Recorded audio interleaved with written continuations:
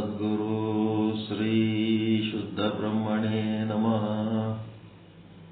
ಸಮಸ್ತ ಶುದ್ಧ ಬ್ರಹ್ಮ ಸ್ವರೂಪರಲ್ಲಿ ಅನಂತ ಅನಂತ ಪ್ರಣಾಮಗಳು. ಶ್ರೀ ಜಗದ್ಗುರು ಪಂಚಾಚಾರ್ಯ ಪ್ರಸಿದ್ಧಂತು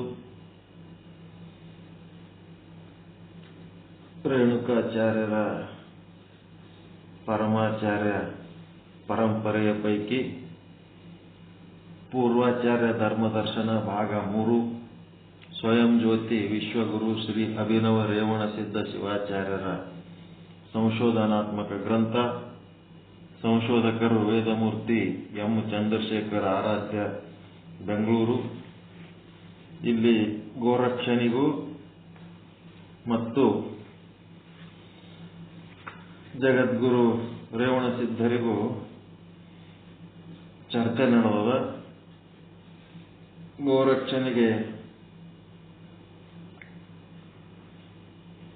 ನಿರ್ಮಲ ಚಿತ್ತ, ನಿಶ್ಚಲ ಚಿತ್ತ, ವಿವೇಕ, ವೈರಾಗ್ಯಗಳನ್ನು ಕುರಿತು ಹೇಳಿದ ಮೇಲೆ ಅಲ್ಲಿ ಗೋರಕ್ಷ ಏನ್ ಕೇಳ್ತಾನ, ಗುರುವೇ ನಮಗ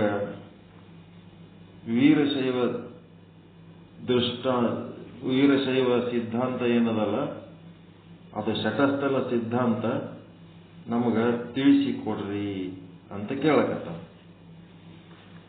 ಶಟಸ್ಥಲ ಸಿದ್ಧಾಂತಕ್ಕೆ ಸಂಬಂಧಪಟ್ಟಂತೆ ಯಾವ ರೀತಿ ಕೇಳ್ತಾನಪ್ಪ ಅಂತಂದ್ರೆ, ಹೇ ಶಿವಸ್ವರೂಪಿಯಾದ ಗುರುವರನೇ, ಕೃಪೆ ಮಾಡಿ ಭವಹಾರಿಯೂ ಮಾಯಾರಹಿತವೂ ಮೋಕ್ಷಪ್ರದವೂ ಆದ ಲಿಂಗ ದೀಕ್ಷಾ ಸಂಸ್ಕಾರವನ್ನು ನನಗೂ ಮತ್ತು ನನ್ನ ಪರಿವಾರದವರಿಗೂ ಮತ್ತು ನನ್ನ ಪ್ರಜೆಗಳಿಗೂ ಅನುಗ್ರಹಿಸಿ ಲಿಂಗಾಂಗ ಸಾಮರಸ್ಯವನ್ನು ಪಡೆಯಲು ಸುಲಭ ಉಪಾಯವಾದ ಶಟಸ್ಥಲ ಸಿದ್ಧಾಂತದ ಉಪದೇಶವನ್ನು ಮಾಡಿ ಉದ್ಧರಿಸಿರೆಂದು ಪ್ರಾರ್ಥಿಸಲು, ಭಕ್ತ ಪರಾಧೀನರು ಶಿಷ್ಟ ರಕ್ಷಕರೂ ಆದ ರೇವಣ ಸಿದ್ದೇಶ್ವರರು ಗೋರಕ್ಷನನ್ನು ಕುರಿತು, ಗೋರಕ್ಷನೇ ಪವಿತ್ರವಾದ ಶಟಸ್ಥಲ ಸಿದ್ಧಾಂತದ ರಹಸ್ಯವನ್ನು ನಿಮ್ಮೆಲ್ಲರಿಗೂ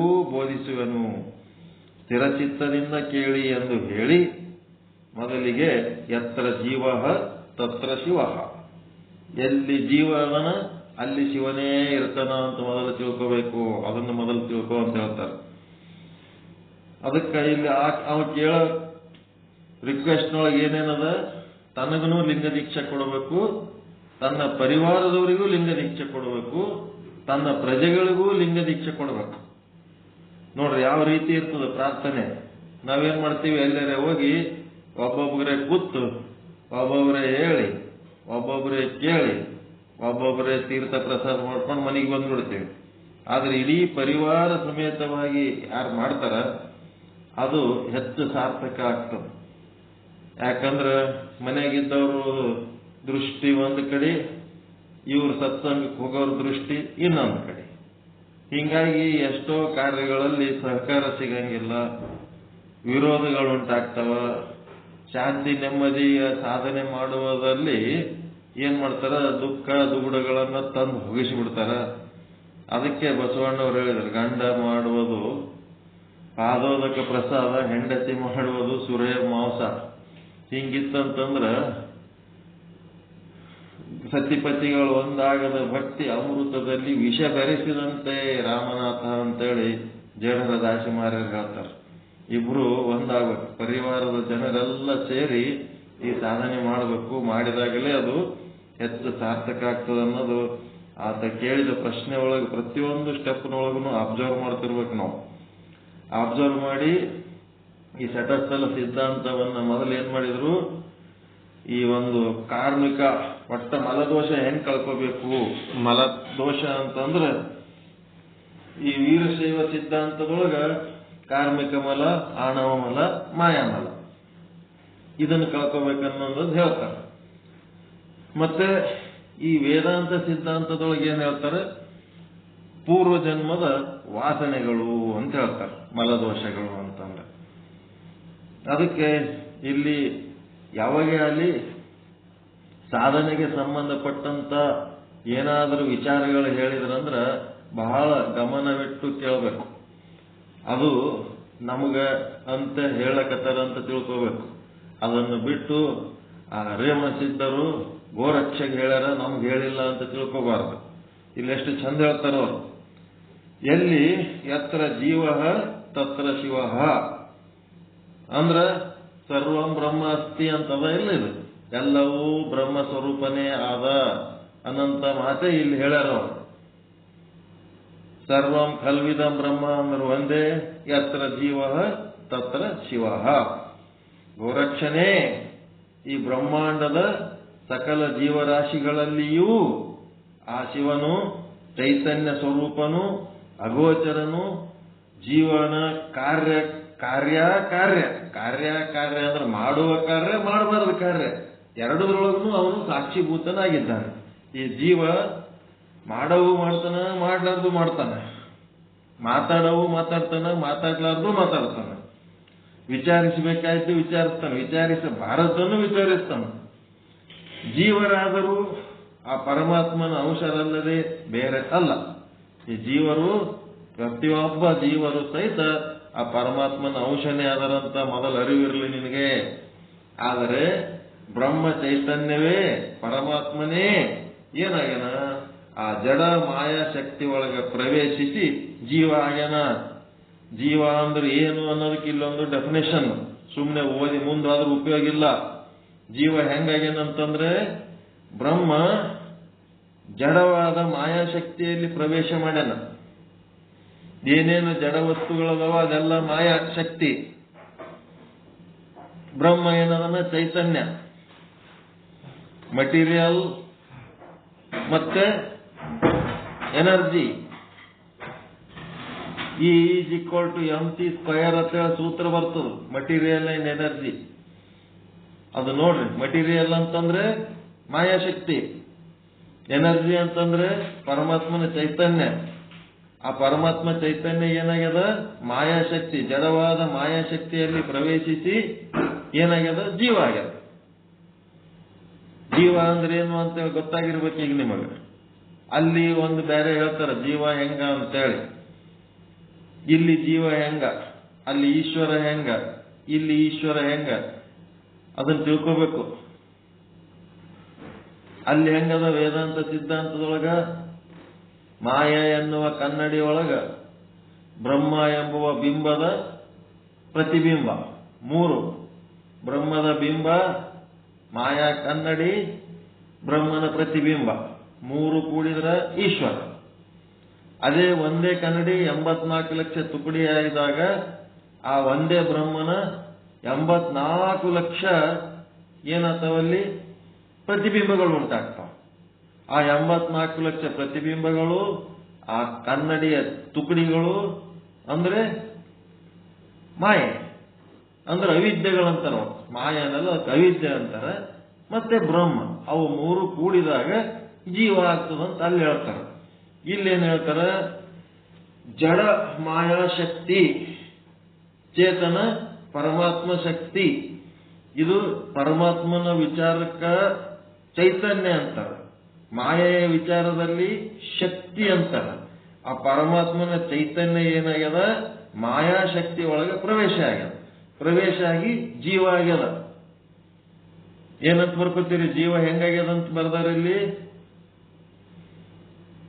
ಬ್ರಹ್ಮ ಚೈತನ್ಯ ಅಥವಾ ಪರಮಾತ್ಮನ ಚೈತನ್ಯ ಅಥವಾ ಪರಮಾತ್ಮನೇ, ಬ್ರಹ್ಮವೇ ಅಥವಾ ಚೈತನ್ಯವೇ ಅಥವಾ ಪರಮಾತ್ಮನೇ ಏನ್ ಮಾಡ್ಯಾನ, ಮಾಯಾಶಕ್ತಿಯಲ್ಲಿ ಪ್ರವೇಶಿಸಿ ಜೀವನಾಗಿದ್ದಾನೆ. ಜಡ ಮಾಯಾಶಕ್ತಿ ಅದು ಬಹಳ ಚಂದದ ಶಬ್ದ. ಎಲ್ಲ ಜಡ ವಸ್ತುಗಳು ತನ್ನನ್ನು ತಾನು ಅರಿಯುವುದಿಲ್ಲ, ಇತರ ಯಾರನ್ನೂ ಅವು ಅರಿಯುವಂಗಿಲ್ಲ. ಬ್ರಹ್ಮವೇ ಅಂತಾರೆ ಬರೀರಿ, ಚೈತನ್ಯವೇ ಅಂತಾರೆ ಬರೀರಿ, ಪರಮಾತ್ಮನೇ ಅಂತಾರೆ ಬರೀರಿ, ಪರಶಿವನೇ ಅಂತಾರೆ ಬರೀರಿ. ಅದು ಶುದ್ಧ ಬ್ರಹ್ಮ. ಆ ಚೈತನ್ಯ ಏನಾಗ್ಯದ, ಜಡವಾದ ಮಾಯಾಶಕ್ತಿಯಲ್ಲಿ ಪ್ರವೇಶಿಸಿ ಜೀವನಾಗಿದೆ ನಿಮ್ಮ ಜಡವಾದ ಮಾಯಾಶಕ್ತಿಗಳು ಏನೇನದ ಇವಲ್ಲಿ? ಅನ್ನಮಯ ಶರೀರ, ಅದರೊಳಗ ಇಂದ್ರಿಯಗಳು,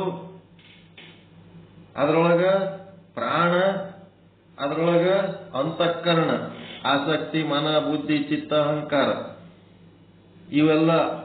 ಮತ್ತೆ ಇದೆಲ್ಲದರೊಳಗ ಈ ದೇಹ ಅಭಿಮಾನ ಪಡುವಂತ ಜೀವ.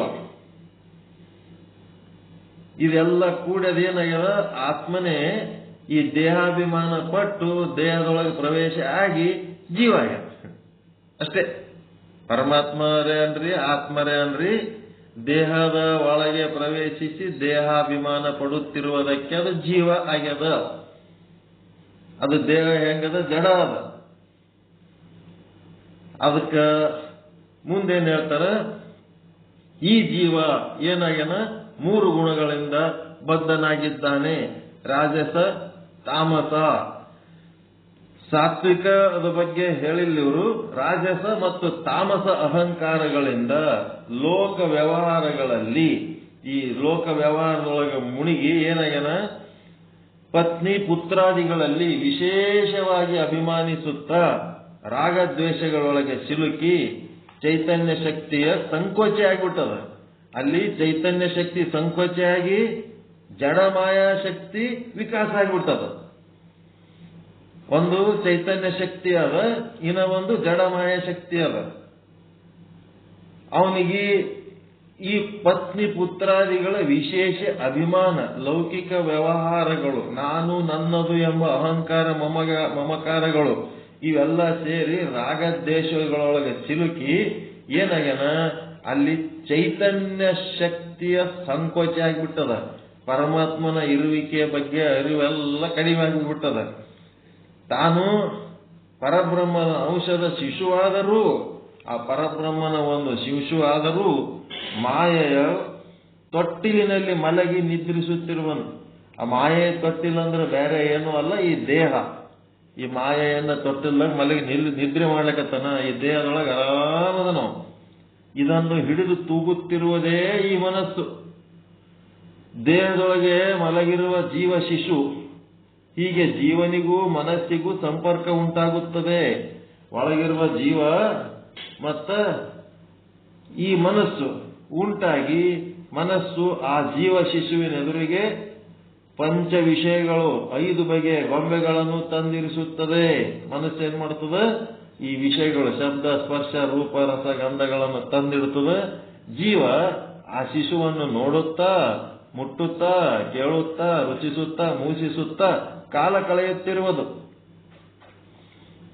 ಇವನಿಗೆ ಹಿಂದಿನ ಮುಂದಿನ ಸಮಾಚಾರವೇ ತಿಳಿಯದಾಗಿ ಸದಾ ಮನಸ್ಸಿನ ವ್ಯಾಮೋಹಗಳ ವಾಸನೆಯಲ್ಲದೆ ತನ್ನ ಮೂಲ ವಸ್ತುವಾದ ಪರಮಾತ್ಮನ ಅರಿವೇ ಆಗುವುದಿಲ್ಲ. ಯಾವಾಗಲೂ ಹಿಂದೆಂದು ಮುಂದೆಂದೂ ವಿಚಾರ ಇಲ್ಲ ಅವನಿಗೆ. ಹಿಂದೆ ಎಷ್ಟು ಜನ್ಮ ತಾಳಿ ಬಂದಿನಿ, ಏನೇನು ಮಾಡಿ ಬಂದಿನಿ, ಮತ್ತೀಗ ಏನು ಅನುಭವಿಸ್ಲಕತ್ತೀನಿ, ಈಗ ಮಾಡಿದ್ದರ್ಲಿಂತ ಮುಂದೇನು ಅನುಭವಿಸ್ತೀನಿ ಅನ್ನೋದನ್ನೂ ವಿಚಾರ ಇಲ್ಲ ಅವನಿಗೆ. ಸದಾ ಮನಸ್ಸಿನ ವ್ಯಾಮೋಹ, ಅದರೊಳಗೆ ಬಿದ್ದು ವಾಸನೆಯಲ್ಲದೆ ಆ ವಾಸನೆಯೊಳಗಿದ್ದು ತನ್ನ ಮೂಲ ವಸ್ತುವಾದ ಪರಮಾತ್ಮನ ಅರಿವೇ ಆಗುವುದಿಲ್ಲ. ಹೀಗೆ ಜೀವ ಶಿಶು ತಾಯಿ ತಂದೆಗಳನ್ನ ಮರೆತು, ಜೀವ ಶಿಶುವಿನ ತಂದೆ ತಾಯಿ ಯಾರು? ಶಿವ ಮತ್ತು ಶಕ್ತಿ. ಅವರನ್ನ ಮರೆತು ಏನಾಗ್ಯದ? ತಂದೆ ತಾಯಿ ಇದ್ರೂ ಸಹಿತ ಮರ್ತದ್ದಕ್ಕದ ತಬ್ಬಲಿಯಾಗಿ ದಾಸಿಯಾದ ಮಾಯೆಯ ಆಶ್ರಯದಲ್ಲಿ ಬೆಳೆಯುತ್ತದೆ. ನೋಡ್ರಿ, ಅದು ಮಾಯೆಯ ಆಶ್ರಯದಲ್ಲಿ ಬೆಳೀತದ.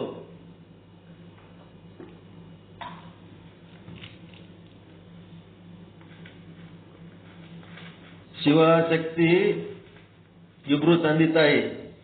ಮಾಯೆ ಏನದು? ದಾಸಿ ಇದ್ದಂಗ ಅಂತದು. ದಾಸಿಯಾದ ಮಾಯೆಯ ಆಶ್ರಯದಲ್ಲಿ ಬೆಳೆಯುತ್ತಾ ತಾನು ಪರಬ್ರಹ್ಮ ಶಿವನಿಂದ ಭಿನ್ನವೆಂದು, ದೇಹವೇ ತನ್ನ ಆತ್ಮವೆಂದು ತಿಳಿಯುವನು. ಅಮೃತ ಸ್ವರೂಪರಾದ ತಂದೆ ತಾಯಿಗಳ ಮೆಚ್ಚಿನ ಮಗನಾದರೂ ಅವರ ಸೇವೆಗಾಗಿ ಅವರೊಡನೆ ಆ ಪವಿತ್ರ ದೇಹದಲ್ಲಿ ಬಂದು ಅವರನ್ನೇ ಮರೆತು ಮಾಯಾಪಾಶದಲ್ಲಿ ಸಿಲುಕಿ ಸಿಕ್ಕ ಕ್ಷಣಿಕ ಕಾಯ ಸುಖಗಳನ್ನ ಭೋಗಿಸುತ್ತಾ ಇರುವುದು ಜೀವನಿಗೆ ಇದೊಂದು ಮಹಾ ವಿಪತ್ತಲ್ಲವೇ? ಇದೆಂತ ವಿಪತ್ತಿನ ಸಿಕ್ಕೊಂಬಿದ್ದಾನ. ಒಳಗ ಜೀವ ಅದನ, ಆ ಜೀವನ ಜೊತೆಗೆ ಶಿವನೂ ಅದನ, ಆ ಶಿವನ ಜೊತೆಗೆ ಶಕ್ತಿನೂ ಅದಳ. ಆ ತಂದೆ ತಾಯಿಗಳನ್ನ ಮರೆತು ಈ ಜೀವ ಏನ್ ಮಾಡ್ಲಕತ್ತಾನ, ಮನಸ್ಸಿನ ಬೆನ್ನತ್ತಿ ಹೋಗಿ ಆ ವಿಷಯಗಳ ಭೋಗ ಮಾಡೋದ್ರಾಗ ತನ್ನ ಸ್ವರೂಪ ಮರೆತು ಬರೇ ಕ್ಷಣಿಕ ಸುಖದಾಗ ಮುಣಿಗಿಬಿಟ್ಟಾನ. ಜೀವನು ಸತ್ಯವಾಗಿ ಶಿವನ ಸಾಕ್ಷಾತ್ ಅಂಶವೇ ಆದ್ದರಿಂದ ಏನಾಗ್ಯದ, ಶಕ್ತಿ ಸಂಕೋಚದಿಂದ ಭಿನ್ನನಾಗಿದ್ದರೂ ಶಕ್ತಿ ವಿಕಾಸದಿಂದ ವಾಸ್ತವ ಸ್ಥಿತಿಗೆ ಎಂದಾರೋ ಒಂದು ದಿನ ಅವಶ್ಯಕವಾಗಿ ಪಡೆಯಲೇಬೇಕು. ಅದು ಶಕ್ತಿ ಸಂಕೋಚ ಮಾಡ್ಕೊಂಡದ, ಈಗ ಶಕ್ತಿ ವಿಕಾಸ ಮಾಡ್ಕೋಬೇಕಷ್ಟೇ. ಈಗ ಏನೋ ಒಂದು ಚಟ ಮಾಡಿ ಅನಾರೋಗ್ಯಕ್ಕೀಡಾದವರು ಅದನ್ನು ಬಿಟ್ಟರೆ ಮತ್ತೆ ಆರಾಮಾಗಿ ಬಿಡ್ತಾರ. ಅದೇ ಹೇಳ್ತಾರೆ, ಎಂದಾದರೂ ಒಂದು ದಿನ ಮತ್ತೆ ತನ್ನ ವಿಕಾಸದ ವಾಸ್ತವ ಸ್ಥಿತಿಗೆ ಬರಲೇಬೇಕು. ಈ ಜನ್ಮದಾಗಿಲ್ಲ ಇನ್ನೊಂದು ಜನ್ಮಕ್ಕೆ ಬರಲೇಬೇಕು. ಹೀಗೆ ಶಿವಜೀವರಿಗೆ ಭೇದವು ಸರ್ವಾನುಭವ ಸಿದ್ಧವೆನಿಸಿದೆ. ಈ ಸರ್ವ ಅನುಭವ ಸಿದ್ಧ ಆಗ್ಯದ. ಜೀವ ಶಿವರಿಗೆ ಇಚ್ಛಾ ಜ್ಞಾನ ಕ್ರಿಯಾಶಕ್ತಿ ವ್ಯಾಪ್ತಿಯಲ್ಲಿ ಮಹಾನಂತರವಿದೆ. ಜೀವನಿಗೂ ಮತ್ತು ಶಿವನಿಗೂ ಶಿವನ ಇಚ್ಛಾಶಕ್ತಿ ಹೆಂಗದ, ಅವನು ಸರ್ವತಂತ್ರ ಸ್ವತಂತ್ರ. ಅವ ಶಿವ ಹೆಂಗದನ, ಸರ್ವಜ್ಞ ಸರ್ವಶಕ್ತ ಸರ್ವಹಿತೈಷಿ. ಆದರೆ ಜೀವ ಏನಾಗ್ಯಾನ, ಈ ವಿಷಯ ವ್ಯಾಮೋಹಕ್ಕೆ ಬಿದ್ದು ರಾಗದ್ವೇಷ ಮಾಡಿ ಸ್ವಾರ್ಥಿ ಆಗ್ಯಾನ, ಅಜ್ಞಾನಿ ಆಗ್ಯಾನ, ಅಶಕ್ತ ಆಗ್ಯಾನ. ಅದಕ್ಕಿದ ಅಶಕ್ತತೆಗೆ ಅಜ್ಞಾನಕ್ಕೆ ಕಾರಣ ಏನನ್ನೋದು ಎಷ್ಟು ಚಂದ ಹೇಳಿದರು. ಅದಕ್ಕೆ ವೇದ ವ್ಯಪದೇಶ ಚಾಜ್ಞ ಎಂಬ ಇತ್ಯಾದಿ ಬ್ರಹ್ಮಸೂತ್ರಗಳು ಅನೀಶಿಯ ಶೋಚತಿ ಮಹ್ಯಮಾನಃ ಎಂಬ ಶ್ವೇತಾಶ್ವರ ಸ್ಮೃತಿಯು ಜೀವನ ಅಶಕ್ತತೆ ದುಃಖಪರತೆ ಮೋಹಪರತೆಗಳನ್ನು ಹೃದಯಂಗಮವಾಗಿ ವಿವರಿಸಿವೆ. ನಿಂಬಲ್ಲಿ ಅದು ಶ್ವೇತಾಶ್ವರ ಉಪನಿಷತ್ ಅದ ನೋಡ್ರಿ, ಯಾರ ಹತ್ರ ಅದ ಉಪನಿಷತ್ ಭಾವ ಅದಾರ ಅದ್ರೊಳಗದ ಅದು. ಅದ್ರೊಳಗೆ ಇದು ಯಾವ ಶ್ಲೋಕ ನೋಡ್ರಿ, ಅನೀಶಯ ಶೋಚತಿ ಮುಹ್ಯಮಾನಃ ಅನ್ನಂಥದ್ದು. ಈ ಒಂದು ವೇದ ವಾಕ್ಯವನ್ನ ವಿಚಾರಿಸಿ ನೋಡ್ರಿ, ಎಲ್ಲ ಚಂದ ಅದರೊಳಗೆ ವಿವರಣೆ ಕೊಟ್ಟ ನೀವು ಮನುಷ್ಯ ಯಾಕೆ ವೀಕ್ ಆಗ್ಯಾನ ಅಂತೇಳಿ.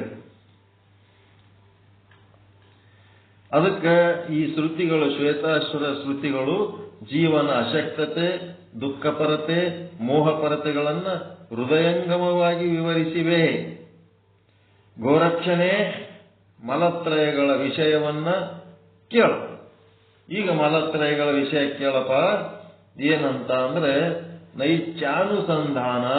ನೈಚ್ಯ ಅನುಸಂಧಾನ ಅಂದ್ರೆ ಕೀಳು ಮಟ್ಟದ ಮಾತು, ಕೀಳು ಮಟ್ಟದ ಕೆಲಸ, ಕೀಳು ಮಟ್ಟದ ಆಲೋಚನೆಗಳು, ನೀಚವಾದಂತಹ ಮಾತು ಕೃತಿ ಆಲೋಚನೆಗಳು ಕಾಯ ವಾಚ ಮನಸ್ಸುಗಳಲ್ಲಿ ಅನುಸಂಧಾನ ಮಾಡುವುದೇ ಆಣವ ಮಲ. ಶರೀರದಿಂದ ಮಾಡುವ ಕರ್ಮಗಳಲ್ಲಿ ನೀಚ ಕರ್ಮಗಳು, ಬಾಯಲ್ಲಿ ಆಡುವ ಮಾತುಗಳಲ್ಲಿ ನೀಚ ಮಾತುಗಳು, ಮನಸ್ಸಿನಲ್ಲಿ ಮಾಡುವ ವಿಚಾರಗಳು ನೀಚ ವಿಚಾರಗಳು. ಇದೇ ನೈಚ್ಯಾನುಸಂಧಾನ. ಇದೇನದ ಆಣವ ಮಲ. ಇದರಿಂದ ಏನಾಗ್ತದ, ಸಣ್ಣತನದ ಮಾತಾಡಿದ ಮೇಲೆ ಮರ್ಯಾದಿರ್ತದೇನ್ರಿ, ಸಣ್ಣವರಾಗ್ತದೆ. ಚಿಲ್ಲರ್ ಕೆಲಸ ಮಾಡಿದ್ರೆ ಮರ್ಯಾದಿರ್ತದ, ಸಣ್ಣವರಾಗ್ತಾರೆ. ಹೀಗಾಗಿ ಇದೇ ಆಣವ ಮಲ. ಮತ್ತೆ ಎರಡನೇ ಮಲ ಯಾವುದು, ಬಂಧು ವ್ಯಾಮೋಹ. ಗಂಡ ನಂದು, ಹೆಂಡತಿ ನಂದು, ಮಕ್ಕಳು ನಂದು, ಮತ್ತೇನದ ಎಲ್ಲ ನಂದು ನಂದು ನಂದು ಅಂತೇಳಿ ಬಂಧು ಬಳಗದ ನಂದತ್ತ ತೆಕ್ಕಿ ಹಾಕೊಂಡಿವಲ್ಲ, ಇದು ಯಾರೂ ನನ್ನವರಿಲ್ಲ, ಯಾರ್ಯಾರು ನನ್ನವರಿಲ್ಲ. ಅದು ಅತಿ ಸತ್ಯವಾದ ಶುದ್ಧವಾದ ವಿಚಾರ ಹೇಳರಲ್ಲಿ ವಿಚಾರ ಸಾಗರದೊಳಗ. ಗಂಡ ಹೆಂಡತಿಯನ್ನು ಹೆಂಡತಿಗಾಗಿ ಪ್ರೀತಿಸ್ತಾನೋ ಏನು ತನಗಾಗಿ ಪ್ರೀತಿಸ್ತಾನ? ವಿಚಾರ ಸಾಗರದ ಪ್ರಕಾರ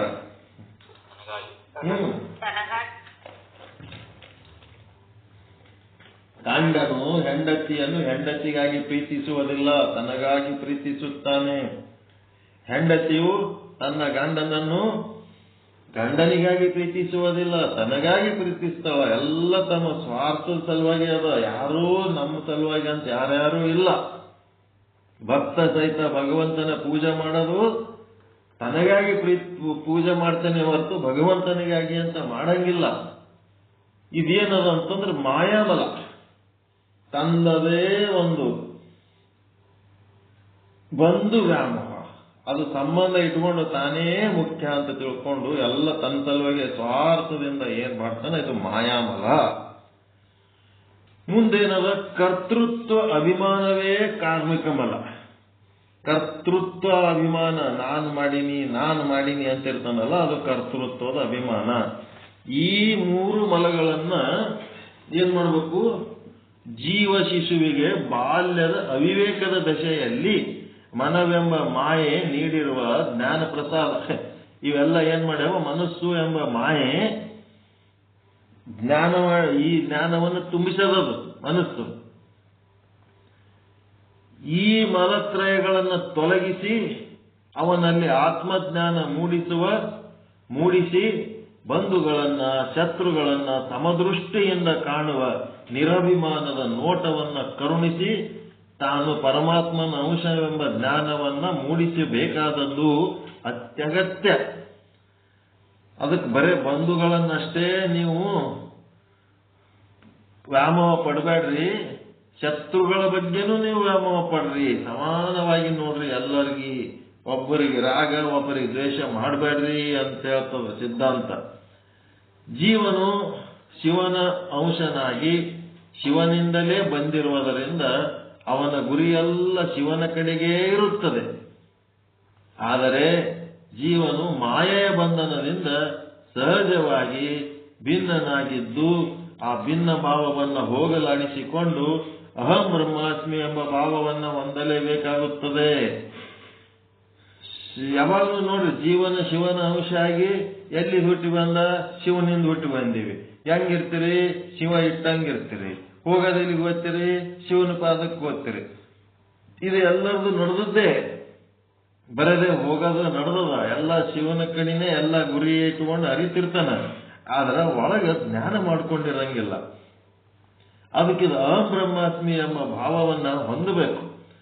ಹೀಗೆ ನೊಂದ ಜೀವನು ಲಿಂಗ ದೀಕ್ಷಾ ಸಂಸ್ಕಾರವನ್ನು ಸದ್ಗುರುವಿನ ಕೃಪೆಯಿಂದ ಪಡೆದು ತಾನು ಶಿವಾಂಶ ಸಂಭೂತನೆಂದು ತಿಳಿದು ತನ್ನೊಳಗಿನ ಶಿವಕಲೆಯನ್ನ ಹೊರಗೆ ಪಡೆದು ಸದಾ ಆ ಶಿವಕಲೆಯನ್ನ ಅರ್ಚಿಸುತ್ತಾ ಆ ಶಿವಲಿಂಗವನ್ನು ತನ್ನ ಪ್ರಾಣವೆಂದು ಪತಿಯೆಂದು ತಾನು ಆ ಲಿಂಗಕ್ಕೆ ಸತಿಯೆಂದು ಭಾವಿಸಿ ಶ್ರದ್ಧೆ, ನಿಷ್ಠೆ, ಅವಧಾನ, ಅನುಭವ, ಆನಂದ, ಸಮರಸ ಎಂಬ 6 ಬಗೆಯ ಭಕ್ತಿಗಳಿಂದ ಲಿಂಗವನ್ನು ಅರ್ಚಿಸುತ್ತಾ ಲಿಂಗದೊಳಗಿನ ಕಲೆಯನ್ನು ತನ್ನಲ್ಲಿ ಅನುಭವಿಸುತ್ತಾ ಅನುಭವದಲ್ಲಿ ಬೆರೆಯುತ್ತಾ ಬಂದರೆ ಆಗ ಪ್ರಾಪಂಚಿಕ ಅಭಿಮಾನ, ಅಹಂಕಾರಗಳು, ರಾಗ ದ್ವೇಷಗಳು, ಕಾಮ ಕ್ರೋಧಗಳು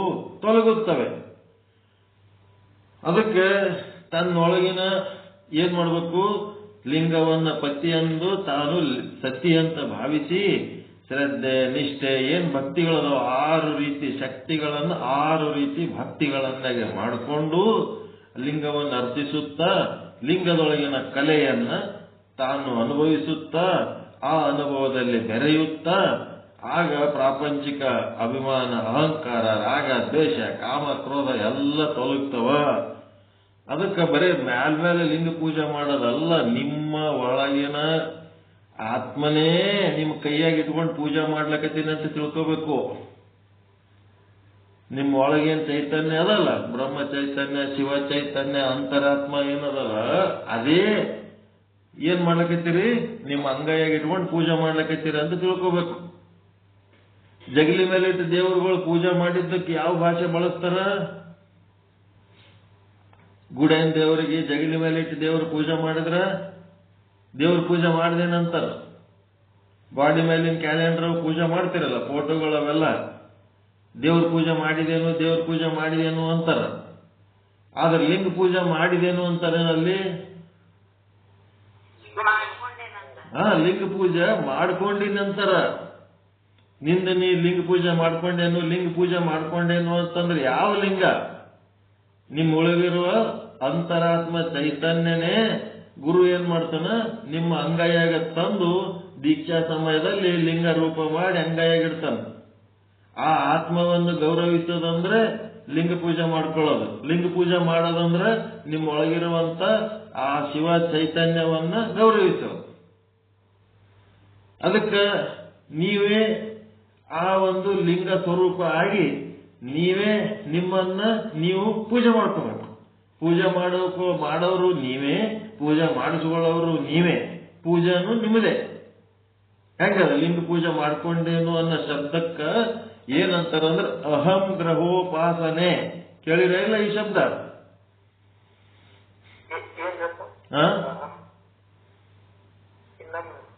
ಅಹಂ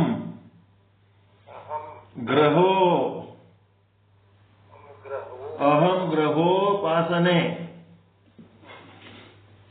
ಉಳಿದದ್ದೆಲ್ಲ ನಿಮ್ಮಿಂದ ಭಿನ್ನವಾಗಿಟ್ಟದ್ದು ಉಪಾಸನೆ. ಲಿಂಗ ಪೂಜೆ ಒಂದೇನದ ಅಹಂ ಗ್ರಹೋಪಾಸನೆ, ನಿಮ್ಮನ್ನು ನೀವೇ ಪೂಜೆ ಮಾಡ್ಕೊಳ್ಳೋದು.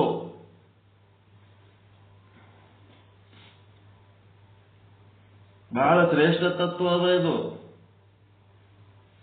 ಮೋಕ್ಷಕ್ಕೆ ಅತಿ ಸಮೀಪ ತಗೊಂಡು ಹೋಗ್ತದಿದು ಅಹಂ ಗ್ರಹೋಪಾಸನೆ. ಲಿಂಗ ಪೂಜೆ ಮಾಡ್ಕೊಂಡೇನು ಅಂತ ಕೇಳ್ತಾರ ಅವರು. ಈ ರೀತಿ ನೀವು ನಿಮ್ಮ ಅಂಗೈಯ ಒಳಗಿರೋ ಲಿಂಗ ಬೇರೆ ಏನು ಅಲ್ಲ, ನನ್ನ ಜೀವನಕ್ಕೆ ಪರಮಾಧಾರವಾದ ನನ್ನ ಆತ್ಮನೇ ಇಲ್ಲಿಟ್ಟು ಪೂಜೆ ಮಾಡ್ಲಿಕ್ಕತ್ತೇನೆ ಅಂತ ನಿಮ್ಮ ಆತ್ಮವನ್ನ ನೀವು ಅತ್ಯಂತ ಆಸಕ್ತಿಯಿಂದ, ಭಕ್ತಿಯಿಂದ, ಕಾಳಜಿಯಿಂದ ಪೂಜೆ ಮಾಡ್ಬೇಕು. ಅದು ಬಿಟ್ಟು ಅದಕ್ಕೆ ನನಗೆ ಸಂಬಂಧ ಇಲ್ಲ, ಸುಮ್ಮನೆ ಹಿರಿಯರು ಕೊಟ್ಟಾರ, ಹಿರಿಯರು ಹೇಳಾರ, ಅದ್ರ ಮೇಲೆ ಒಂದಿಟ್ಟು ಬಡ ಲಿಂಗಕ್ಕೆ ಒಂದಿಟ್ಟು ನೀರು ಹಾಕಿ ಉದ್ಬತ್ತಿ ಹಚ್ಚಿ ಬೆಳಗ್ಗೆ ನಮಸ್ಕಾರ ಮಾಡಿ ಓಡುವಾದ್ರೆ ಅದು ಲಿಂಗ ಪೂಜೆನೇ ಅಲ್ಲ. ಮೊದಲು ನಿಮ್ಮನ್ನು ನೀವು ಗೌರವಿಸೋದು ಕಲೀರಿ ಅಂತೇಳಿ ಲಿಂಗ ಪೂಜೆದೊಳಗ ನಿಮ್ಮದೇ ಆತ್ಮ ಅಲ್ಲಿ ಅಂಗೈಯಾಗಿ ಇಟ್ಕೊಂಡು ಪೂಜೆ ಮಾಡ್ಲಿಕ್ಕತ್ತೇನೆ ಅಂತ ತಿಳ್ಕೊಂಡು ಆ ಆತ್ಮದಿಂದ ನೀವು ಭಿನ್ನವಾಗಿ ಇದ್ದು ನೀವೇನ್ ಪೂಜೆ ಮಾಡ್ತಿರ್ತೀರಿ, ಮಾಡ್ಕೋತ ನೀವೇನಾಗ್ತೀರಿ, ಅದು ಆತ್ಮ ಬೇರೆ ಅಲ್ಲ, ನಾನು ಬೇರೆ ಅಲ್ಲ, ನಾನು ಅವನು ಒಂದೇ ಅದೀನಿ ಅಂತ ತಿಳ್ಕೊಂಡು ಅದ್ರೊಳಗೆ ಬೆರೆಯುತ್ತಾ ಹೋದರೆ ಲಿಂಗನೇ ನೀವು ಅಂತೇಳಿ ತಿಳ್ಕೊತ ಹೋಗ್ಬೇಕಾಗ್ಯದ. ಇಲ್ಲಿ ಬೆರೆಯೋದಂದ್ರೆ ಏನ್ ಬೆರೆಯೋದು? ತಿಳ್ಕೋಬೇಕು. ಅದು ಆತ್ಮನೇ ನಾನು, ನನ್ನ ಮೂಲ ಸ್ವರೂಪನೇ ಆತ್ಮ, ಆ ಆತ್ಮನೇ ನಾನು ಅಂದಂಥದ್ದು ಅನುಸಂಧಾನ ಮಾಡ್ಕೋತಿದ್ರಿ ಅಂತಂದ್ರೆ ಅಲ್ಲಿ ಏನೇನು ಓದ್ತಾವಪ್ಪ ಅಂತಂದ್ರೆ ಜೀವನನ್ನ ಆಶ್ರಯಿಸಿದ ಶಿವಕಲೆಯಲ್ಲಿ ಬೆರೆಯುತ್ತಾ ಹೋದರೆ ಅವನನ್ನು ಆಶ್ರಯಿಸಿದ ಪ್ರಕೃತಿ ಗುಣಗಳು. ಪ್ರಕೃತಿ ಗುಣ ಅಂತಂದ್ರೆ ಹುಟ್ಟದು, ಸಾಯದು, ಹುಟ್ಟವ ನಾನು, ಸಾಯವ ನಾನು ಅನ್ನಂತ ಬುದ್ಧಿ, ಪಾಪ ಪುಣ್ಯವನ್ನು ಮಾಡುವ ನಾನು, ಸುಖ ದುಃಖ ಅನುಭವಿಸುವ ನಾನು, ಈ ದೇಹನೇ ನಾನು, ವಿಷಯಾಸಕ್ತಿ ಮತ್ತೇನೇನದವ ಅವೆಲ್ಲ ಪ್ರಕೃತಿ ಗುಣಗಳು ತಾನೇ ಉದಿರಿ ಹೋಗ್ಬಿಡ್ತಾವ. ನೀವು ಆ ಒಂದು ಲಿಂಗದ ಅನುಸಂಧಾನ ಮಾಡ್ಕೊತ ಹೋಗ್ಬಿಟ್ರಿ ಅಂತಂದ್ರ ಅಂಗ ಗುಣಗಳು ತಾನೇ ಉದಿರಿ ಹೋಗ್ತಾವ. ಹ್ಯಾಂಗ್ ಹೋಗ್ತಾವಪ್ಪ ಅನ್ನೋದಕ್ಕೆ ಒಂದು ಉದಾಹರಣೆ ಕೊಡ್ತಾರ ಅವ್ರು. ಹ್ಯಾಂಗ್ ಹೋಗ್ತಾವ ಅಂತಂದ್ರೆ ಪ್ರಾಪಂಚಿಕ ಅಭಿಮಾನ, ಅಹಂಕಾರ, ರಾಗದ್ವೇಷ, ಕಾಮಕ್ರೋಧ ಇವೆಲ್ಲ ಏನದವ ಗಾಯಗಳು. ಆ ಗಾಯಕ್ಕ ನೀವು ಗುಳಿಗೆ, ಮಲಾಮು ಎಲ್ಲ ತಗೊಂಡ್ರಿ ಅನ್ಕೊಳ್ರಿ, ಅದೇನಾಗ್ಬಿಡ್ತದ, ಆ ಗಾಯದ ಮೇಲೆ ಹಕ್ಕಳಿ ಬರ್ತದ. ಹಕ್ಕಳಿ ಬಂದು ಮುಂದೇನಾಗ್ತದ, ಒಳಗ ಯಾವ ರೀತಿ ಚರ್ಮ ಬೆಳ್ಕೋತ್ ಬರ್ತದ, ಆ ಹಕ್ಕಳಿ ತಾನೇ ಉದಿರಿ ಹೋಗ್ಬಿಡ್ತದ. ಹಂಗ ಇಲ್ಲೇನದ, ಲಿಂಗಾನುಸಂಧಾನ ಮಾಡ್ಕೋತಿದ್ರಿ ಅಂತಂದ್ರ ಈ ಕಾಮಕ್ರೋಧ, ರಾಗದ್ವೇಷ, ಈ ಪ್ರಾಪಂಚಿಕ ಅಭಿಮಾನ ಇವೆಲ್ಲ ಹಕ್ಕಳಿಗಳು ತಾನೇ ಉದಿರಿ ಹೋಗ್ಬಿಡ್ತಾವ ಅಂತ ಹೇಳ್ತಾರ ಅವ್ರು. ಮೈಯಲ್ಲಿ ಗಾಯ ಒಣಗಿದರೆ ಅದರ ಮೇಲಿನ ಚರ್ಮ ಅಂದ್ರೆ ಹಕ್ಕಳಿ ತಾನಾಗೇ ಉದಿರಿ ಹೋಗುವಂತೆ ಜೀವನ ಅಂತರಂಗದ ಶಿವಕಲೆಯಲ್ಲಿ ಬೆರೆಯುತ್ತಾ ಬಂದರೆ ಹಿಂದೆ ಅವನನ್ನು ಆಶ್ರಯಿಸಿದ್ದ ಪ್ರಕೃತಿ ಗುಣಗಳು ತಾನಾಗೆ ಕಳಚಿ ಹೋಗುತ್ತವೆ. ನೋಡ್ರಿ, ಲಿಂಗ ಪೂಜೆ ಮಾಡ್ಕೊಳ್ಳೋರಿಗೂ ಇದು ಗೊತ್ತಿಲ್ಲ. ಆ ಲಿಂಗ ಪೂಜೆ ಮಾಡೋಕೊಳ್ಳೋರಿಗೆ ಟೀಕೆ ಮಾಡೋರಿಗೂ ಇದು ಗೊತ್ತಿಲ್ಲ. ಇದೆಲ್ಲ ಗೊತ್ತಿರ್ಬೇಕು. ಅವ ಏನ್ ಮಾಡ್ಕೊಳಕತ್ತಾನ, ನಮ್ಗೇನ್ ಸಂಬಂಧ, ಅದ್ರ ಬಗ್ಗೆ ನಾವ್ಯಾಕೆ ಮಾತಾಡ್ಬೇಕು ಅನ್ನಂಗಿಲ್ಲ. ಆ ಮಾಡ್ಕೊಳ್ಳೋರಿಗೆ ಒಂದೇನಾರ ಅಂತಾರೆ, ಮತ್ತ ಅವ್ರು ಮಾಡ್ಕೊಳ್ಳೋರಿಗೆ ಹೆಂಗ್ ಮಾಡ್ಕೋಬೇಕನ್ನೋದು ಅದನ್ನೂ ಗೊತ್ತಿಲ್ಲ. ಆ ಲಿಂಗದೊಳಗ ಅನುಸಂಧಾನ ಅಹಂ ಬ್ರಹ್ಮಾಸ್ಮಿ ಅನ್ನೋದು ಎಷ್ಟು ಪ್ರಮಾಣದಾಗ ನೀವು ಬೆರ್ಕೋತಿರ್ತೀರಿ ಅಷ್ಟು ಪ್ರಮಾಣದಲ್ಲಿ ಇವು ಅಕ್ಕಳಿಗಳೆಲ್ಲ ಉದುರ್ಕೋತ ಹೋಗ್ತಾವ. ಅದಕ್ಕೆ ಹೀಗೆ ಜೀವನಿಗೆ ಶಿವಭಾವದ ವಿಕಾಸವಾದಂತೆಲ್ಲ ಜೀವನೊಳಗ ಶಿವಭಾವ ಸಂಕೋಚ ಆಗಿದ್ದೇನಾಗಬೇಕು, ವಿಕಾಸ ಆಗಬೇಕಾಗ್ಯದ. ವಿಕಾಸವಾದಂತೆ ಅವನ 3 ಮಲಗಳು ತಮ್ಮ ಸಂಕೋಚದ ಪ್ರಕೃತಿಯನ್ನು ಕಳೆದುಕೊಂಡು ಪೂರ್ಣ ವಿಕಾಸಗೊಳ್ಳುತ್ತವೆ. ಆ ಮಲಗಳು ಏನಾಗ್ಯಾವ, ಶಕ್ತಿಗಳು ಏನಾಗ್ಯಾವ, ಸಂಕೋಚ ಆಗ್ಯಾವಲ್ಲ, ಅವು ಮತ್ತೆ ದೊಡ್ಡವಾಗ್ತಾವ, ವಿಕಾಸ ಆಗ್ತಾವ. ತಮ್ಮ ಸಂಕೋಚದ ಪ್ರಕೃತಿಯನ್ನು ಕಳೆದುಕೊಂಡು ಪೂರ್ಣ ವಿಕಾಸಗೊಳ್ಳುವವು. ಹೀಗಾದಾಗ ಆಣವ ಮಲವೇ ಏನ್ ಮಾಡ್ತದ, ಜೀವನಿಗೆ ವಿಷಯಾಭಿಲಾಷ ಎಂಬ ಸಂಕುಚಿತ ಭಾವವನ್ನು ನೀಗಿಸಿ ಶಿವಚಿಂತೆಯನ್ನ ಹುಟ್ಟಿಸುತ್ತದೆ. ಅದಕ್ಕೆ ಹೇಳ್ತಾರ, ಕಾಮ ಬೇಡ ಪರಸ್ತ್ರೀಯರಲ್ಲಿ. ಕಾಮ ಎದುರಾಗಬೇಕು, ಲಿಂಗದಲ್ಲಿ. ಕಾಮ ಬೇಕು ಲಿಂಗದಲ್ಲಿ. ಹಂಗ ಇಲ್ಲೇನದ, ವಿಷಯಾಭಿಲಾಷೆ ಬಿಡಿಸಿ ಶಿವನೇ ಬೇಕು ಅಂತ ಶಿವನ ಬಗ್ಗೆ ಅಭಿಲಾಷೆಯನ್ನು ಹುಟ್ಟಿಸ್ತದ. ನಾವು ಚಂದ ಲಿಂಗ ಪೂಜೆ ಮಾಡ್ಕೊಂಡು ಅರ್ಥ ಮಾಡ್ಕೊಂಡು ಹೋಗ್ಲಿಕ್ಕೆ ಬಿಟ್ಟೇವಂತಂದ್ರೆ ವಿಷಯಾಭಿಲಾಷೆ ಬಿದ್ದು ಹೋಗಿ ಬರೇ ಶಿವಚಿಂತನೆನೇ ಬೇಕು ಮಾಡಬೇಕು ಅನ್ನಿಸ್ತಿರ್ತದ. ಈಗ ನೋಡಿ, ನಮ್ದು ಏನಾದ್ರು ಕೆಲಸ ಇದ್ದಾಗ ಓದ್ತೀವಿ, ಏನೆಲ್ಲ ಮಾಡ್ತೀವಿ, ಹಳ್ಳಿ ಬಂದು ಏನ್ ಮಾಡ್ತೀವಿ, ಮತ್ತೆ ಇದರದೇ ಚಿಂತನದಾಗ ಕೂಡ್ತೀವಿ ನಾವು. ಹಂಗಾಗಬೇಕು, ಇದೇ ಬೇಕು ಇದೇ ಸಾಕು ಅನ್ಬೇಕು. ಉಳಿದ ಕೆಲಸನೂ ಹಂಗೆ ಸೈಡ್ ಹೋಗಿ ಮಾಡ್ಕೊಂಡ್ ಬರ್ತಿರ್ಬೇಕು.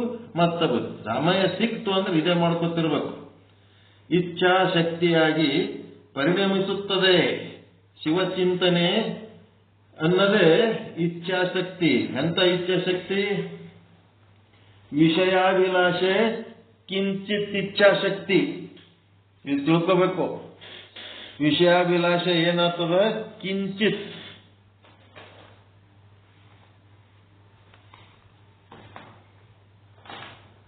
ಆ ಶಬ್ದಗಳು ನೀಟಾಗಿ ತಿಳ್ಕೋಬೇಕು.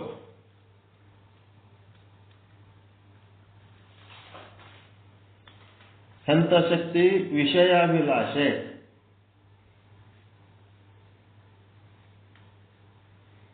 ಏನಿದು? ಕಿಂಚಿತ್ ಅಂದ್ರೆ ಸಣ್ಣತನದ್ದು, ಚಿಲ್ಲರ.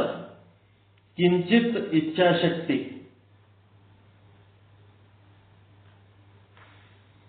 ಮತ್ತೆ ಶಿವಚಿಂತನೆ. ಶಿವಚಿಂತನೆ, ಶಿವನೇ ಬೇಕು ಅಂತ ಶಿವನ ಬಗ್ಗೆ ಅಭಿಲಾಷೆ ಆಯ್ತು ಅಂತಂದ್ರೆ ಅದೆಂಥದ್ದು ಇಚ್ಛಾಶಕ್ತಿ? ನಿಷ್ಕಿಂಚಿತ್. ಕಿಂಚಿತ್ ಇಚ್ಛಾಶಕ್ತಿಲಿಂತ ನಿಷ್ಕಿಂಚಿತ್ ಇಚ್ಛಾಶಕ್ತಿ ಆಗಬೇಕು. ವಿಷಯಾಭಿಲಾಷೆ ಕಳ್ಕೊಂಡು ಶಿವಚಿಂತನೆಯಲ್ಲಿ ಬಂದ್ರಿ ಅಂತಂದ್ರೆ ಕಿಂಚಿತ್ ಇಚ್ಛಾಶಕ್ತಿಲಿಂತ ನಿಷ್ಕಿಂಚಿತ್ ಇಚ್ಛಾಶಕ್ತಿ ಮಾಡ್ಕೊಂಡ್ರಿ ಅಂತಂದ್ರೆ ಇದಕ್ಕೆಂತ ಮಲ ಅಂತಾರ? ಆಣವ ಮಲ. ಆಣವ ಮಲ ನಿವೃತ್ತಿ ಉಪಾಯ. ಆಣವ ಮಲ ನಿವೃತ್ತಿ ಉಪಾಯ ಇದು. ಎಂಥದು? ವಿಷಯಾಭಿಲಾಷೆ ಎಂಬ ಕಿಂಚಿತ್ ಇಚ್ಛಾಶಕ್ತಿಯನ್ನ ನಿವೃತ್ತಿ ಮಾಡಿಕೊಂಡು ಶಿವಚಿಂತನೆ ಅಂತಂದ್ರ ಶಿವನ ಅಭಿಲಾಷೆಯನ್ನ ನಮ್ಮೊಳಗ ತುಂಬಿಕೊಂಡೇವಂತಂದ್ರೆ ನಿಷ್ಕಿಂಚಿತ್ ಇಚ್ಛಾಶಕ್ತಿ ಏನಾಗ್ತದಲ್ಲ, ಇದು ನಮಗ ಮೋಕ್ಷವನ್ನು ತಂದು ಕೊಡ್ತದ. ಪರಮಾನಂದ ಪ್ರಾಪ್ತಿ, ಸರ್ವ ದುಃಖ ನಿವೃತ್ತಿ ರೂಪ ಮೋಕ್ಷವನ್ನು ತಂದು ಕೊಡ್ತದ. ಮತ್ತೆ ಮಾಯಾಮಲದ್ದು ಬರ್ಕೊಳಕತ್ತೀರ? ಮಾಯಾಮಲ ನಿವೃತ್ತಿ ಉಪಾಯ. ಇದೆಂತದ ಮಾಯಾಮಲ? ಪತ್ನಿ, ಪತ್ನಿ ಪುತ್ರ ವ್ಯಾಮೋಹ. ಪತ್ನಿ ಪುತ್ರ ವ್ಯಾಮೋಹ ಇದೆಂತ ಶಕ್ತಿ? ಜ್ಞಾನಶಕ್ತಿ ಅಂದ್ರೆ ಕಿಂಚಿತ್ ಜ್ಞಾನಶಕ್ತಿ.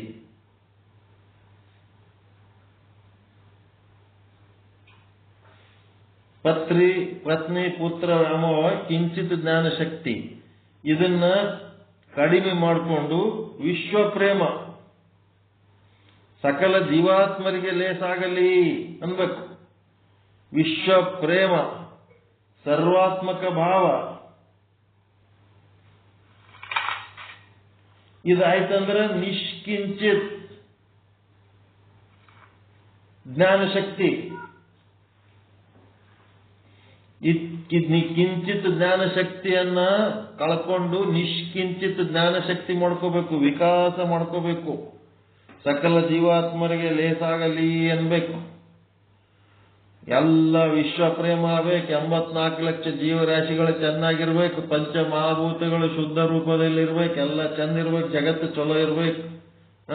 ಸರ್ವೇ ಜನ ಸುಖಿನೋ ಭವಂತು. ಇದೆಲ್ಲ ಏನದ ಮಾಯಾಮಲ ನಿವೃತ್ತಿ ಉಪಾಯ.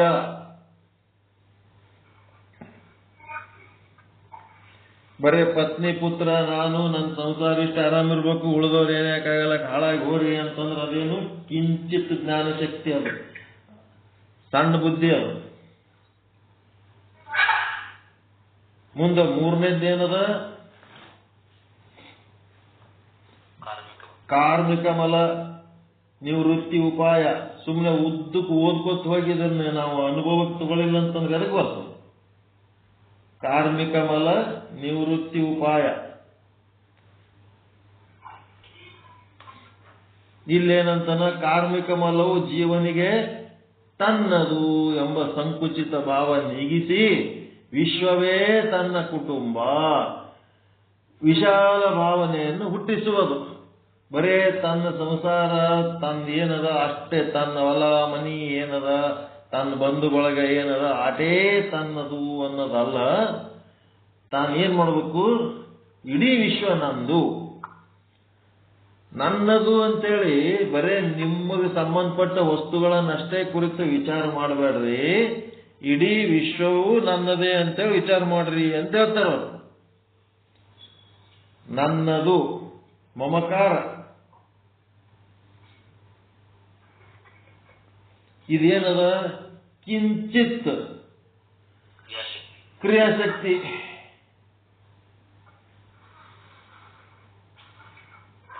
ಕಿಂಚಿತ್ ಕ್ರಿಯಾಶಕ್ತಿ. ಅದಕ್ಕೆ ಕಬೀರ್ ದಾಸಂದ ಹೆಂಡತಿ ಸತ್ತಾಗ ಎಲ್ಲರೂ ಕೂಡಿ ಹಿಂಗ ಸಮಾಧಾನದಲ್ಲಿ ತಣ್ಣಕ್ಕೆ ಕೂತ್ರೆ ಹೆಂಗಪ್ಪ, ಹೆಂಡತಿ ಸತ್ತಾಗ ಅಳಬೇಕು ಅಂತ ಹೇಳ.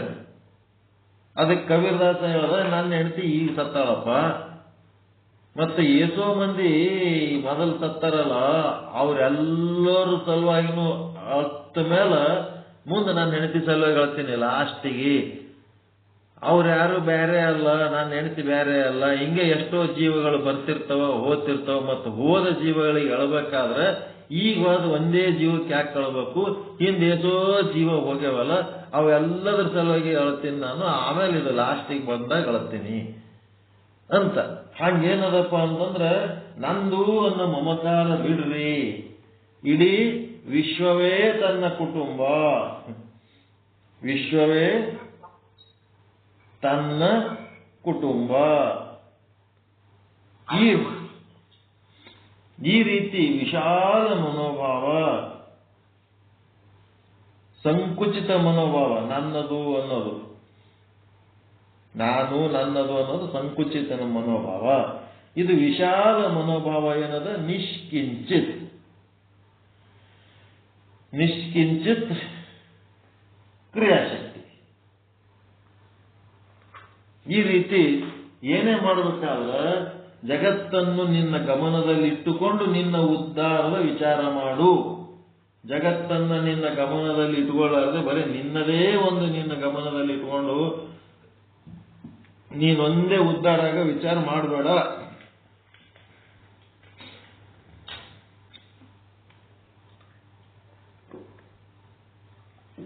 ಗೊತ್ತಾಯ್ತಾ? ಎಲ್ಲವನ್ನ ಒಟ್ಟು ವಿಶಾಲವಾಗಿರ್ಬೇಕಂತ. ಕಾರ್ಮಿಕ ಮಲ ಅಂದ್ರೆ ನಾವು ಏನ್ ಕೆಲಸ ಮಾಡ್ತೀವಿ ಅದು ಬರೇ ನನ್ನ ಸಲುವಾಗಿ ಅಂತಲ್ಲ, ದಾಸೋಹಕ್ಕಾಗಿ ಮಾಡಬೇಕು.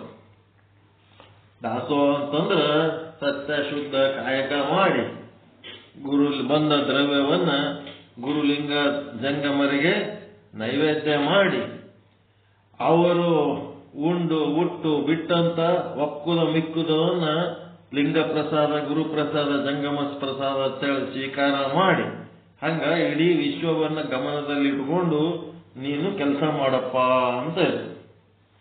ನಾ ದುಡಿತಾ ಇರೋದು ಬರೇ ನನ್ನ ಹೆಂಡತಿ ಮಕ್ಕಳು ನನ್ನ ಹೊಟ್ಟಿ ಸಲುವಾಗಿ ಅಂತ ಅಷ್ಟೇ ಅಲ್ಲ, ವಿಶ್ವ ಕುಟುಂಬಿಯಾಗಿ ವಿಚಾರ ಮಾಡಿ ಎಲ್ಲರ ಸಲುವಾಗಿ ದುಡಿಯುವಂತ ಕೆಲಸ ಮಾಡು ಅಂತ. ಕಾರ್ಮಿಕ ಬಲವು ಜೀವನಿಗೆ ತಾನು ಮತ್ತು ತನ್ನದು ಎರಡು. ನಾನು ನನ್ನದು, ನಾನು ನನ್ನದು ಅಂತೇಳಿ ಅಹಂಕಾರ ಮಮಕಾರ. ಕಾರ್ಮಿಕ ಬಲವು ಜೀವನಿಗೆ ತಾನು ತನ್ನದು ಎಂಬ ಸಂಕುಚಿತ ಭಾವವನ್ನು ನೀಗಿಸಿ ವಿಶ್ವವೇ ತನ್ನ ಕುಟುಂಬವೆಂದು ವಿಶಾಲ ಭಾವನೆ ಹುಟ್ಟಿಸುತ್ತಾ ಕ್ರಿಯಾಶಕ್ತಿಯಾಗಿ, ಅದೆಂತ ಕ್ರಿಯಾಶಕ್ತಿ? ನಿಷ್ಕಿಂಚಿತ್ ಕ್ರಿಯಾಶಕ್ತಿಯಾಗಿ ಪರಿಣಮಿಸುತ್ತದೆ. ಯಾವಾಗ ಇದು ಆ ಒಳಗಿರುವ ಆತ್ಮನೇ ನಾನು ಅನ್ನಂತ ಭಾವ ತಾಳ್ಕೋತ ಹೋದಂಗ ಆ ಆತ್ಮದ ವಿಶಾಲ ಭಾವ ಉಂಟಾಗಿ ಇವೆಲ್ಲ ಆಗ್ತಿರ್ತಾವ. ಹೀಗೆ ಜ್ಞಾನ ಕ್ರಿಯೆಗಳು ಸಮನ್ವಯಾಚಾರದಿಂದ ಜೀವನು ಮಲಗಳ ಬಂಧನದಿಂದ ಮುಕ್ತನಾಗಿ ನಿರ್ಮಲನಾಗುವನು. ನಮ್ಮ ಕ್ರಿಯೆಗಳೇನಾಗಬೇಕು? ಕ್ರಿಯೆ ಒಳಗ ಜ್ಞಾನ ಸೇರ್ಬೇಕಲ್ಲ. ಇವೆರಡು ಕ್ರಿಯೆ ಮತ್ತು ಜ್ಞಾನ ಎರಡು ಸೇರ್ಬೇಕು. ಬರೀ ಜ್ಞಾನ ಒಂದ್ ಕಡೆ ನಾವು ಮಾಡೋ ಕೆಲಸ ಒಂದ್ ಕಡೆ ಆದ್ರೆ ಆಗಂಗಿಲ್ಲ. ಇದರಿಂದ ಏನಾಗ್ತದ? ಮಲ ಮುಕ್ತ ಆಗ್ತಾನೆವ.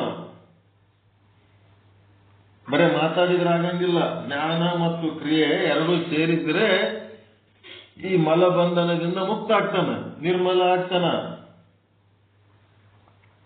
ನಿರ್ಮಲ ಆಗೋದಕ್ಕ ಹೆಂಗಾಗಬೇಕಪ್ಪ ಅಂದ್ರೆ, ನಿರ್ಮಲ ಚಿತ್ತ ಆಗ್ಬೇಕಾದ್ರೆ ಹೆಂಗಾಗ್ಬೇಕ್ರಿ?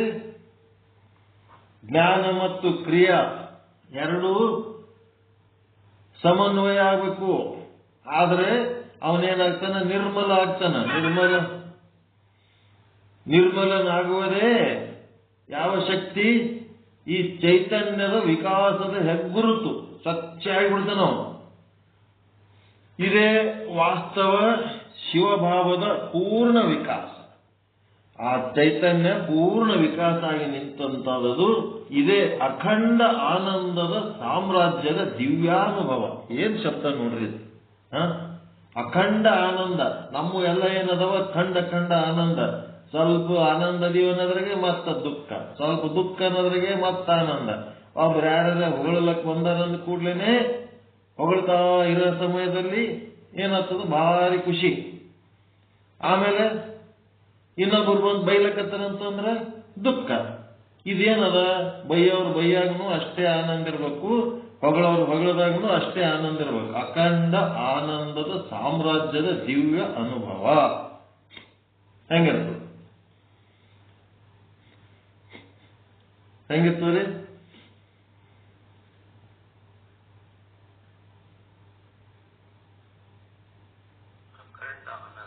ಅಖಂಡ ಆನಂದದ ದಿವ್ಯ ಸಾಮ್ರಾಜ್ಯದ ದಿವ್ಯ ಅನುಭವ ಅದು ಆಗ್ಬೇಕು. ಅಖಂಡವಾದ ಆನಂದ ಬೇಕು.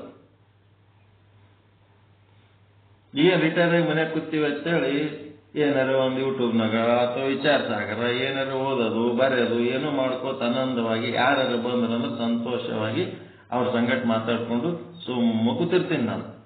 ಸುಮ್ಮನೆ ಎಲ್ಲಿ ತಿರುಗೋದಿಲ್ಲ ಏನು, ಸುಮ್ಮನೆ ನಮ್ಮ ಪಾಡಿಗೆ ನಾವು ಕೂತಿರ್ತೀವಿ, ಆನಂದವಾಗಿ ಕೂತಿರ್ತೀವಿ. 4:45 ಬೆಲ್ ಹೊಡೆದು ಒಳಗೆ ಬಂದ್ಬಿಡ್ತಾಳೆ. ಬಂದ ಕೂಡಲೇ ಆ ಮುಸುರಿ ತಿಕ್ಕವರು ತಿಕ್ಕಿ ಎಲ್ಲೋ ಇಟ್ಟು ಹೋಗಿರ್ತಾರೆ. ಅದು ಎತ್ತಿ ಎಲ್ಲೋ ಒಂದ್ ಕಡೆ ಇಡಬೇಕು. ಅದು ಇಟ್ಟಿರಂಗಿಲ್ಲ, ಮರ್ತು ಬಿಟ್ಟಿರ್ತೀನಿ. ಮತ್ತ ಆಕೆ ಬಟ್ಟೆ ಹೋಗಿದ ಎಲ್ಲ ಅಂಗಳದಾಗ ಒಣಸಿ ಹೋಗಿರ್ತಾಳೆ. ಅವು ಮಳಿ ಬಂದು ತೊಯ್ದು ಬಿಟ್ಟಿರ್ತಾವ. ನಾ ಮನೆಗೆ ಇರ್ತೀನಿ. ಮನೆಗೆ ಇದ್ರೆ ಏನು ನೋಡಲ್ಲ ಅಂತೇಳಿ ಧೋಮಸ್ ಮಾಡ್ತಿರ್ತಾರೆ. ಅವಾಗ ಹೆಂಗಿರ್ಬೇಕು ನಾವು? ಅಖಂಡ ಆನಂದ ಸಾಮ್ರಾಜ್ಯದ ದಿವ್ಯಾನುಭವ ಇರ್ಬೇಕು ನಾವು. ಅವ್ರು ಬೈಯೋ ಟೈಮ್ ಒಳಗೆ ಯಾಕೆ ಬೈತಾರ ಅಂತ ತಿಳ್ಕೋಬೇಕು. ಮರುದಿನ ಮಾತಾವ ಏನಾರ ಮಳೆ ಬಂದಾಗ ತೊಯ್ಲಕತ್ತವನಂತೇಳಿ ಮಾನ್ಯ ಬಂದಾಗ ತೊಯ್ದು ಬಿಟ್ಟಿತ್ತು. ನೀನ್ ಮಕ್ಕೊಂಡಾಗ ಮಳೆ ಬರ್ಲಕ್ಕಂತ ಬಡ ಬಡ ಎದ್ದೋಗಿ ನೋಡಿದ್ರೆ ಅವ್ರ ಬಟ್ಟೆ ಒಗದೇ ಇಲ್ಲ, ಹಂಗೆ ಇಟ್ಟಿದ್ರು. ಅವ್ರು ಒಗಿಲಾರ್ದೆ ಹೋಗಿದ್ರು. ಮತ್ತೆ ಈಗ ಸುಮ್ಮನೆ ಏನು ಹೋಗೋದು ಒಗದಿಲ್ಲ ಅಂತ ಹೇಳಕ್ಕೆ ಹಂಗೆ ಬಿಟ್ಟು ಮತ್ತೆ ಇವತ್ತು ನೋಡಿದ್ರೆ ಒಗದು ಹೋಗ್ಯಾರ, ಮತ್ತೆ ತೊಯ್ದ್ಬಿಟ್ರು. ಏನಿಲ್ಲ, ಮನೆಗೆ ಇದ್ದರೆ ನೀವು ಹಿಂಗೆ ಮಾಡಿದ್ರೆ ಏನು ಅವಾಗ ನಾವು ಏನ್ ಮಾಡಮು, ನಮ್ಗೇನು ಬೇರೆ ಕೆಲಸ ಇಲ್ಲೇನೋ ಹಂಗ ಹಿಂಗ ಏನು ಕಿರಿಕಿರಿ ಮಾಡ್ಕೊಳ್ಳೋದಿಲ್ಲ. ಅಖಂಡ ಆನಂದದ ಸಾಮ್ರಾಜ್ಯದ ದಿವ್ಯಾನುಭವದೊಳಗೆ ನಾವ್ ಹಿಂಗಿರೋದು ನೋಡಿ ಅವ್ರಿಗೆ ಸಂಕಟ ಅವ್ರು ಕೆಟ್ಟರಾಮದನ್ನು ನೋಡು, ಏನು ಮಾಡಲ್ಲ ಬಿಡಲ್ಲ. ನಾವು ನೋಡಿದ್ರೆ ಈಟೆಲ್ಲ ಒದ್ದಾಡ್ ಸಾಯ್ತಿರ್ತೀವಿ, ಅವ್ನು ನೋಡಿ ಎಷ್ಟು ಆರಾಮ್ ಕೂತ್ ಎಷ್ಟು ಖುಷಿದಾಗ ಅದ ನೋಡು. ಅವ್ರ ಶಾಲೆನ್ ಟೀಚರ್ಗಳಿಗೆಲ್ಲ ಊಟಕ್ಕೆ ಹಾಕ್ಯಾಳ. ಅವ್ರು ಒಂದು 3-4 ದಿವಸಲಿಂತ ಆಯ್ತು, ಸರ್ ನಾವು ಮನೆಗೆ ಬರ್ತೀವಿ ಸರ್, ಈಗ ಅದೇನು ಎಂಥದ್ದು ಹ್ಯಾಪಿ ರಿಟೈರ್ಮೆಂಟ್ ಲೈಫ್ ಅಂತ ಹೇಳಕ್ ಬರ್ತೀವಿ ಅಂತೇಳಿ ಬಂದರ. ಇಲ್ಲಿ ನೋಡಿದ್ಮೇಲೆ ನಮ್ಮನ್ನು ನೋಡಿದ್ಮೇಲೆ, ಸರ್ ನೀವು ರಿಟೈರ್ ಆಗಿರಿ, ನಿಮ್ಮ ಮುಖ ಸಾಣದಾಗಿರ್ತದ, ನಿಮ್ಗೆ ಹ್ಯಾಪಿ ರಿಟೈರ್ಮೆಂಟ್ ಅಂತ ಹೇಳ್ಬೇಕಂದ್ರೆ ನೀವು ನೋಡಿರಿ ಎಷ್ಟು ಹ್ಯಾಪಿ ಅದಿರಿ ಸರ್, ನಿಮ್ಮಲ್ಲಿ ನಮಗೆ ಒಳ್ಳೆ ಹ್ಯಾಪಿ ಆಗ್ಲಕತ್ತೀವಿ ನಿಮ್ಮ ನೋಡಿ. ಇದೇ ಇರೋದು ನೋಡಪ್ಪ ಸ್ಪೆಷಾಲಿಟಿ. ಅವ್ರು ತಂದಾರ ಒಂದು ಶಾಲೆ, ನಾವು ಅವ್ರು ಎಷ್ಟು ಮಂದಿ ಬಂದಾರ 10 ಮಂದಿಗೆ ಶಾಲೆ ಹಚ್ಚಿ ಕಳಿಸ್ಬಿಟ್ಟೆವು. ಎಲ್ಲರಿಗೆ ಅವತಾರವಾಣಿ ಬುಕ್ ಕೊಟ್ಟೆವು, ಎಲ್ಲರಿಗೆ ಭಗವದ್ಗೀತೆ ಸಣ್ಣ ಬುಕ್ಲೆಟ್ ಕೊಟ್ಟೆವು, ಏನೇನೋ ಮಾಡಿಬಿಟ್ಟೆವು. ಅವ್ರಿಗೆ ಏನು ಒಂದು ಮಾಡಿದ್ರು 9 ಮಾಡಿ ನಮ್ಗೆ ಏಟು ಅಜ್ಜಿ ಮಾಡಿ ಕಳಿಸಿದಾರಲ್ಲ, ನಾವು ಅವ್ರ ಸಲ ಇವ್ರದ್ದು ಹ್ಯಾಪಿ ಸ್ವಚ್ಛ ಮನಸ್ಸು ನಿಂತದ ಅಂದೋಗ್ಬಿಟ್ರು ಅವರು. ನಿಮ್ಗೆ ಹ್ಯಾಪಿ ರಿಟೈರ್ಮೆಂಟ್ ಲೈಫ್ ಹೇಳ್ಬೇಕಂತ ನಾವು ಬಂದ್ರೆ ನಿಮ್ಮನ್ನು ನೋಡಿದ್ರೆ ಎಷ್ಟು ಹ್ಯಾಪಿ ಆಗಿರಿ. ಹಂಗ ಆಗ್ಬೇಕು, ಆ ಸ್ಥಿತಿ ಪ್ರಾಪ್ತಿ ಮಾಡ್ಕೊಂಡು ಅದರೊಳಗೆ ಉಳಿಬೇಕು, ಅದ್ರಾಗೆ ಉಳಿಬೇಕು.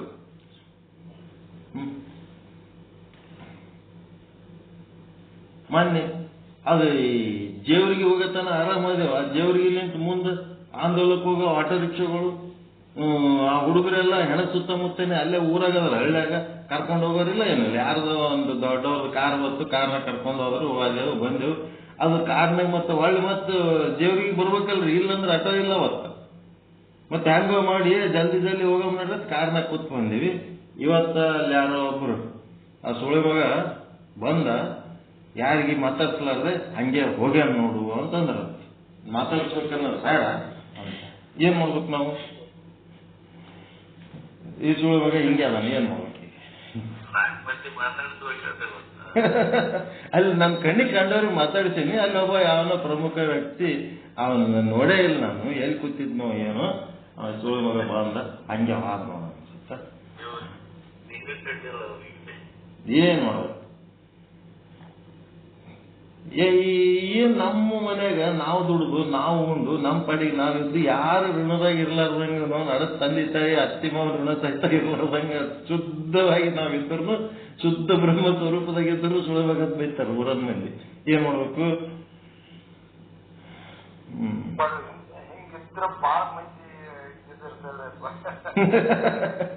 ಜಗ್ಗಿನ ಬಾರಿ ಸುತ್ತಮುತ್ತನವರೆಲ್ಲ ನಮ್ಮ ಮನೆಗೆ ಪರೇಶಾನ್ ಆಗ್ಯಾರ. ನಾನ್ ನೋಡಿದ್ರ ಅದೇ ಏನದಲ್ಲ, ಇದು ಅಖಂಡ ಸಾಮ್ರಾಜ್ಯ ಆನಂದ, ಅಖಂಡ ಆನಂದದ ಸಾಮ್ರಾಜ್ಯದ ದಿವ್ಯಾನುಭವದಾಗ ಎದ್ದು ಬಿಟ್ಟಿನ ನಾವು. ಯಾವೇನು ಯಾಕನ್ನಲ್ಲ ಕಡೆ. ಹೀಗೆ ಲಿಂಗ ಗುಣಗಳಾದ ಶಾಂತಿ, ಸಮತೆ, ಸಮಾಧಾನ ಇವೇ ನಾವು ಸಾಧಿಸ್ಬೇಕಾಗ್ಯದ. ಶಾಂತಿ, ಸಮತೆ, ಸಮಾಧಾನ ಯಾವುದು? ಆಣವ ಮಲದಿಂದ ನಿವೃತ್ತಿ ಮಾಡೋದ್ರಿಂದ ಶಾಂತಿ ಸಿಗ್ತದೆ. ಮಾಯಾಮಲ ನಿವೃತ್ತಿ ಮಾಡ್ಕೊಳ್ಳೋದ್ರಿಂದ ಸಮತೆ, ಶಾಂತಿ, ಸಮತೆ, ಬ್ಯಾಲೆನ್ಸ್ ಸಿಗ್ತದೆ ಮಾನವ ಇದ್ರೊಳಗೆ. ಮಾಯಾಮಲ ನಿವೃತ್ತಿ, ಕಾರ್ಮಿಕ ಮಲ ನಿವೃತ್ತಿ ಮಾಡ್ಕೊಂಡ್ರೆ ಸಮಾಧಾನ ಸಿಗ್ತದ.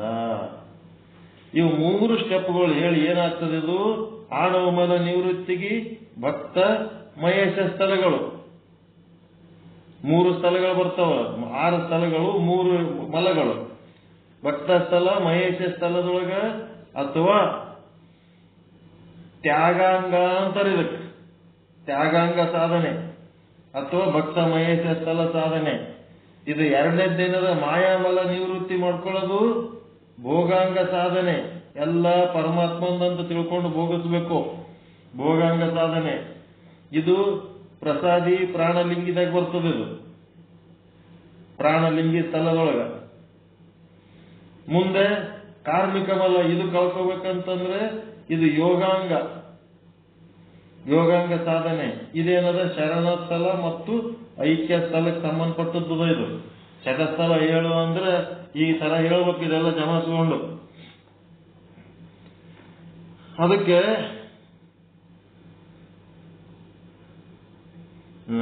ಅದೇ ಟೀಚರ್ಸ್ ಎಲ್ಲ ನಮ್ಮ ಸ್ಕೂಲ್ಗಳಿಗೆ ಬರ್ಬೇಕು ಸರ್, ನೀವು ಬಂದು ಮಕ್ಕಳಿಗೆಲ್ಲ ಹೇಳ್ಬೇಕು, ನೀವು ಎಲ್ಲ ಎಂತ ಜ್ಞಾನ ಇಟ್ಕೊಂಡು ಎಷ್ಟು ಸಂತೋಷವಾಗಿದ್ದೀರಿ, ಎಷ್ಟು ಆನಂದ ಇದ್ದೀರಿ. 365 ದಿವಸ ಇಲ್ಲೇ ರಾಯಚೂರಾಗ ಇರ್ತೀವಿ, ಒಂದು ಹಳಿನಾಯಿ ಕೇಳಂಗಿಲ್ಲ, ಬರ್ರಿ ನಮ್ಗೆ ಹೇಳ್ರಿ ಅಂತ ಹೇಳಿ. ಏನು ಅವ್ರ ಕೆಲಸ ಅವರಿಗೆ, ನಮ್ಮ ಕೆಲಸ ನಮಗೆ. ಹಿಂಗಾಗಿ ಶಾಂತಿ, ಸಮತೆ, ಸಮಾಧಾನ ಎಂದು ಒಳಗೂ ಹೊರಗೂ ವ್ಯಾಪಿಸಿರುವುದರಿಂದ ಏನಾಗ್ತದೆ, ಜೀವನದಲ್ಲಿ ಶಿವಭಾವದ ಅನುಭವ ಉಂಟಾಗಿ ಶಿವೋಹಂ ಭಾವ ಉಂಟಾಗುತ್ತದೆ. ಶಿವೋಹಂ ಅಂದ್ರೇನು? ಅದೇ ಅಹಂ ಬ್ರಹ್ಮಾಸ್ಮಿ. ಮತ್ತೇನಲ್ಲ, ಶಿವೋಹಂ ಅಂದ್ರೆ ಒಂದೇ, ಅಹಂ ಬ್ರಹ್ಮಾಸ್ಮಿ ಅಂದ್ರೆ ಒಂದೇ. ಈ ರೀತಿ ಭಾವ ಉಂಟಾಗುತ್ತದೆ. ಅವನು ಏನ್ ಮಾಡ್ತಾನ, ಅವನ ಕ್ಯಾರೆಕ್ಟರ್ ಏನು?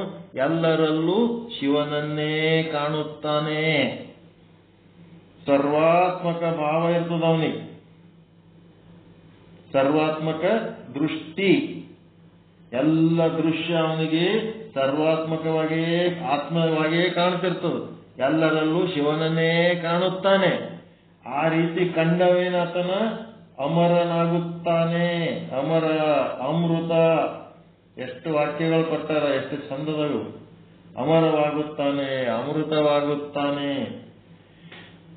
ಅವಾಗೇನಾಗ್ತಾನ, ಇದೇ ವೀರಶೈವ ದರ್ಶನದ ಮತ್ತು ಗೀತೋಕ್ತ ಬ್ರಾಹ್ಮಿ ಸ್ಥಿತಿ.